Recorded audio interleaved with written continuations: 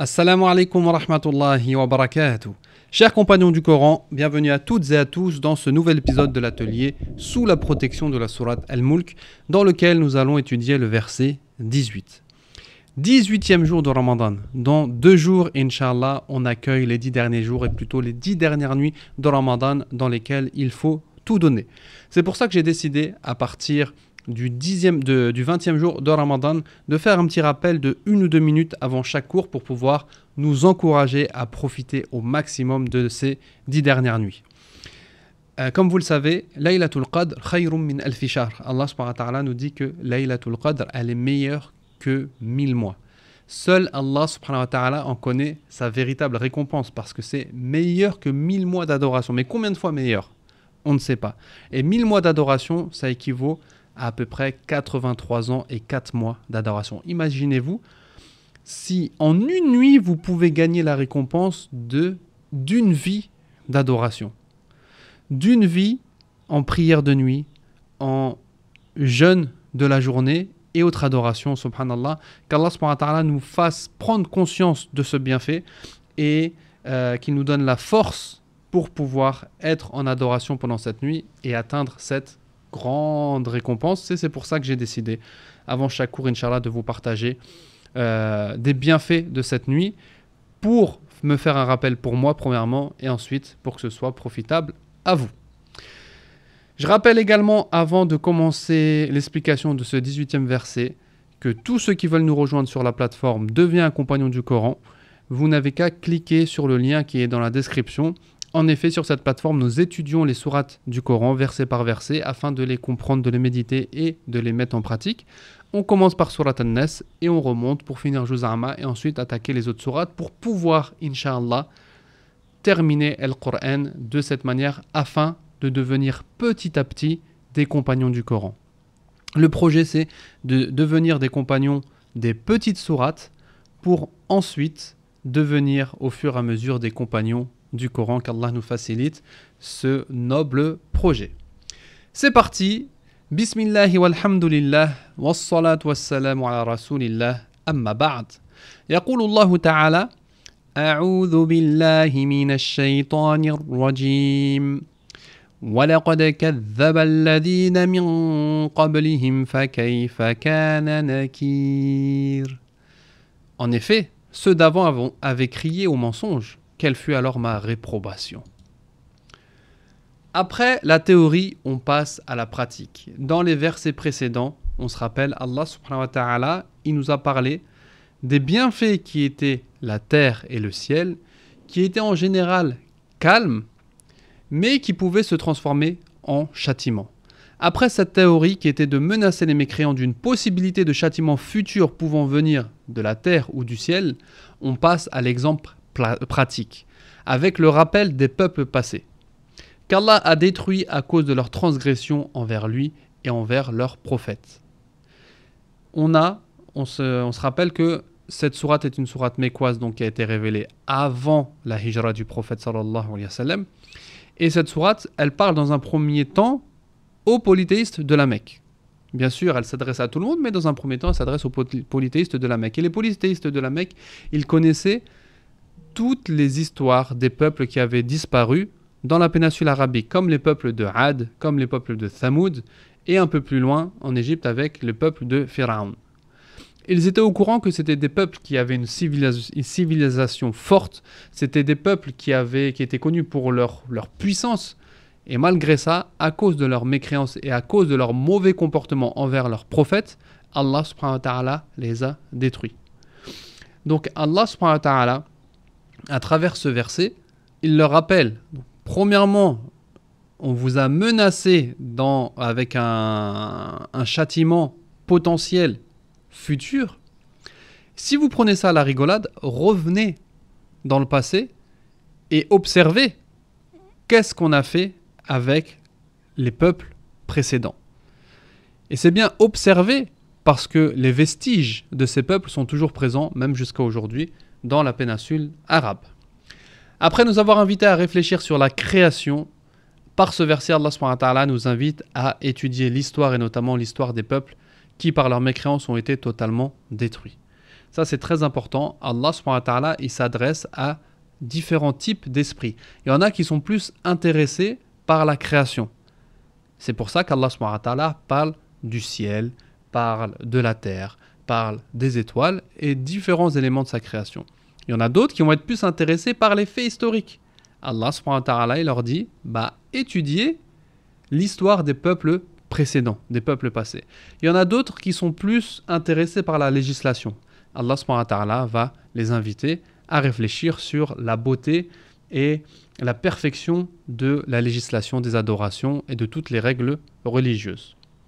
Donc par ce verset, Allah subhanahu wa ta'ala, il nous invite à revenir en arrière et étudier l'histoire des peuples qui ont mécru en leurs prophètes et qui ont été détruits malgré leur grande force et leur grande puissance. Et ça, on le retrouve dans beaucoup de sourates. وَلَقَدْ كَذَّبَ. Donc, laqad, dans ce petit mot-là, on a en fait deux mots. On a le la et qad. Et en fait, ces deux mots, ils expriment une double accentuation. Le lem, là, de laqad, il renvoie à un serment sous-entendu. C'est comme si le verset, c'était Wallahi laqad kadhaba. Wallahi, par Allah, laqad kadhaba. Donc le lem, il renvoie à un serment. C'est pour accentuer, c'est pour affirmer. Et on a le qad qui a cette fonction également. Donc là, on a une double accentuation pour montrer l'importance de ce qui va venir. لَقَدْ كَذَّبَ وَلَقَدْ كَذَّبَ الَّذِينَ مِنْ قَبْلِهِمْ. Kadhaba, c'est le fait de nier, de démentir avec la notion de rejet.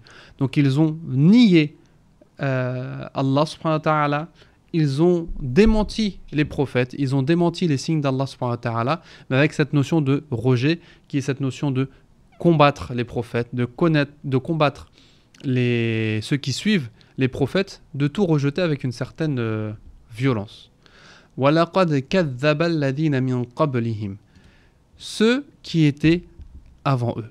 مِنْ قَبْلِهِمْ. Donc là, si on observe bien, on passe de la deuxième personne du pluriel. Allah subhanahu wa ta'ala, il s'adressait aux mécréants directement dans les versets précédents. Et là, on passe à la troisième personne du pluriel. Ça, c'est afin d'exprimer le mépris. Premièrement, ça sert à attirer l'attention du lecteur. Et deuxièmement, ça sert à exprimer le mépris, dans le sens où Allah subhanahu wa ta'ala, ça y est, les signes, il leur a donné. Les explications, il leur a donné. Maintenant, il ne s'adresse plus directement à eux. Il les méprise. Il ne s'adresse plus directement à eux, mais il s'exprime à la troisième personne du pluriel. وَلَقَدْ كَذَّبَ الَّذِينَ مِنْ قَبْلِهِمْ. En effet, ceux d'avant eux, c'est plus ceux d'avant vous, non, ceux d'avant eux avaient crié au mensonge. فَكَيْفَ كَانَ نَكِيرٌ.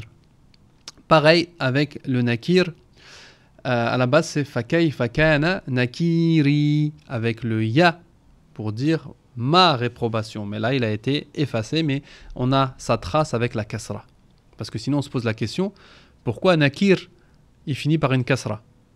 Il n'y a rien en fait, il n'y a aucun élément précédant ce mot qui va avoir comme influence ou comme effet que nakir il finit par une kasra. Tout simplement parce que cette kasra indique qu'il y a un ya qui est effacé. Ce ya représente la possession à la première personne du singulier. Donc nakiri c'est ma réprobation. Fakayfa kana nakir. Nakir, ça a le même sens que inkar, donc c'est une réprobation, un déni et un rejet. Ça a un peu le même sens de kadhaba. Donc kadhaba, c'est démentir avec cette notion de rejet, et inkar ou nakir, il y a également cette notion de déni avec le rejet. Après leur déni, regardez comment je les ai rejetés ou je les ai reniés. C'est Allah subhanahu wa ta'ala qui s'exprime à ça, de cette manière. Ils vivaient dans les bienfaits puis ont été châtiés à cause de leur ingratitude. Comme ils ont oublié Allah, comme ils l'ont rejeté, Allah subhanahu wa ta'ala les a rejetés. Il les a expulsés de sa miséricorde. On revient rapidement pour faire un résumé de ce qu'on a vu. وَلَقَدْ كَذَّبَ. Donc il y a deux forme d'accentuation, la et qad. Kadhaba, c'est le fait de démentir avec cette notion de rejet. Alladina min qablihim, ceux qui étaient avant eux, parmi les peuples, notamment les peuples qui vivent dans la péninsule arabe.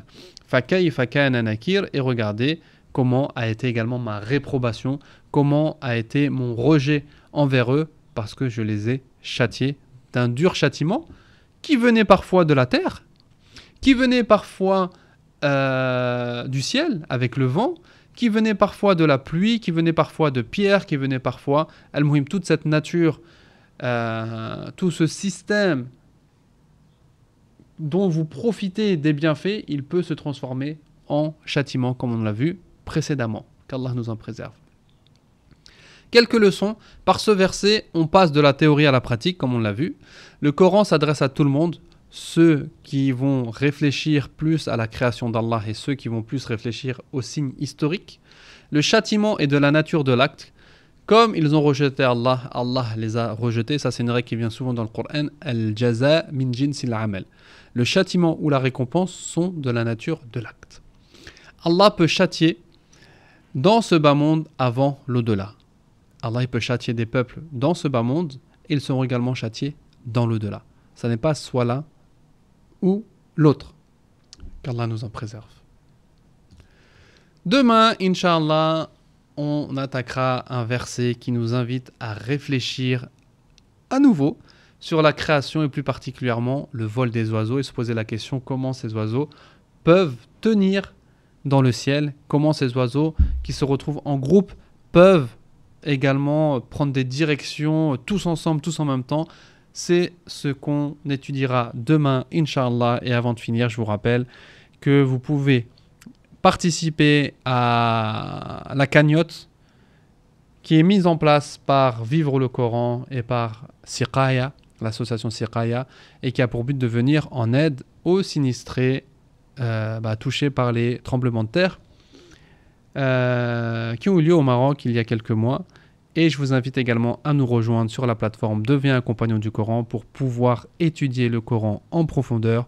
Comme vous l'avez vu, c'est accessible aux débutants et on profite tous ensemble. Qu'Allah vous protège, qu'Allah nous permette de vivre cette Laylatul Qadr comme il se doit et qu'Allah nous donne la force de l'adorer comme il se doit. Wallahu ta'ala a'la wa a'lam. Subhanakallahumma wa bihamdik. Ashhadu an la ilaha illa anta astaghfiruka wa atubu ilayk. Barakallahu fikum. Wassalamu alaikum wa rahmatullahi wa barakatuh.